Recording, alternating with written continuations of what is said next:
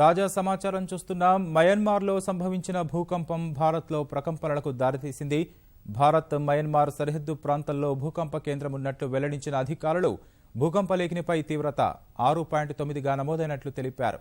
భూకంపం కారణంగా ఈశాన్య భారతంలో 6.8 తీవ్రతతో భూమి కంపించగా గౌహటిలో ఇళ్లు ఖాళీ చేయించారు.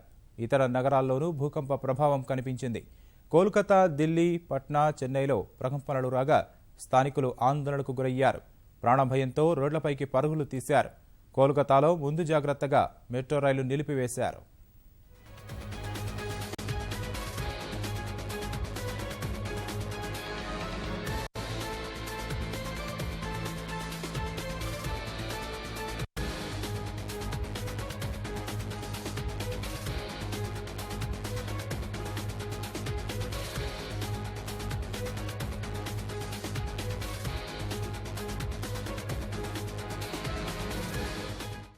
आए थे अभी कुछ देर पहले जूस पी रहे थे, ऐसा फील हुआ, कुछ ऐसा लगा कि एक बार कुछ लगा कि मतलब हम लोग चक्कर जैसा क्या अचानक क्या हो रहा है। फिर हम लोग नहीं समझ पाए कि मामला क्या नहीं है। फिर थोड़ी देर पता चला कि नहीं, भूकंप ही था ये। मैं चेयर पर बैठ के अपना काम कर रहा था, चेयर एकदम से हिली, सर ऐसे चकराया। मैंने बोला कुछ हो रहा है, सब चिल्लाए कुछ हो रहा है। पानी की बोतल देखा तो उसमें से पानी काफी हिल रहा था, बहुत तेज झटके थे। और ये कितनी देर तक महसूस किया आपने? 5-7 सेकंड तो थे, वो दो काफी तेज झटके थे।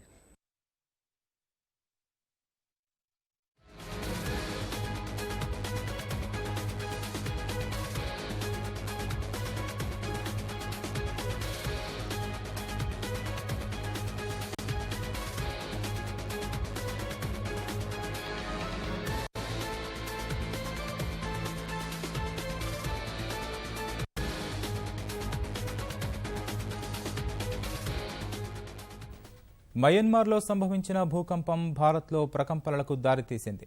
భారత్ మయన్మార్ సరిహద్దు ప్రాంతంలో భూకంప కేంద్రం ఉన్నట్లు వెల్లడించిన అధికారులు భూకంప లేఖనిపై తీవ్రత 6.9గా నమోదైనట్లు తెలిపారు. భూకంపం కారణంగా ఈశాన్య భారతంలో 6.8 తీవ్రతతో భూమి కంపించగా గౌహటిలో ఇళ్లు ఖాళీ చేయించారు. ఇతర నగరాల్లోనూ భూకంప ప్రభావం కనిపించింది.